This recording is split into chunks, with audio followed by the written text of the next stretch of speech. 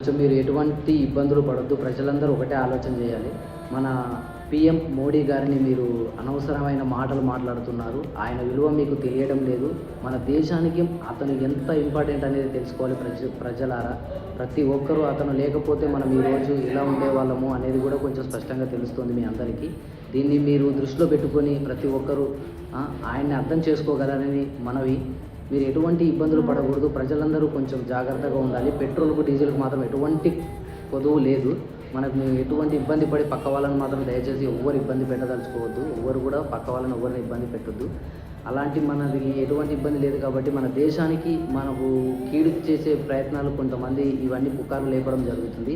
ఇలాంటి పుకార్లను నమ్మి మీరందరూ ఇబ్బంది పడకూడదని నేను మనస్ఫూర్తిగా కోరుకుంటున్నాను. ఇంకో విషయం ఏంటంటే మీరు ముందుగా ఆలోచించాల్సింది ఏంటంటే మన నరేంద్ర మోడీ గారిని, మన పీఎం మన మోడీ గారిని మీరు అడ్డగోలుగా మాటలు మాట్లాడుతున్నారు. ఎక్కడ మీడియా పడితే అక్కడ మీడియాలలో మీరు పెట్రోల్ బంకుల్లో వచ్చిన మీడియా వాళ్ళ దగ్గర మీరు ఎలా పడితే అలా మాట్లాడుతున్నారు. మోడీ వల్లే ఇదంతా జరుగుతుంది, మోడీ వల్లే ఇదంతా కారణాలు అని చెప్పేసి మీకు నోటికి వచ్చినట్టు మీరు మాట్లాడడం జరుగుతుంది. దీన్ని అంతటినీ నేను ఖండిస్తున్నాను. మీరు తప్పకుండా దీని అంతటికీ ఈ ప్రాబ్లమ్ని ఎక్కడి నుంచి వస్తున్న ప్రాబ్లం ఇది అనేది మీరు కొంచెం ప్రజలందరూ అప్రమత్తంగా తెలుసుకోవాలి.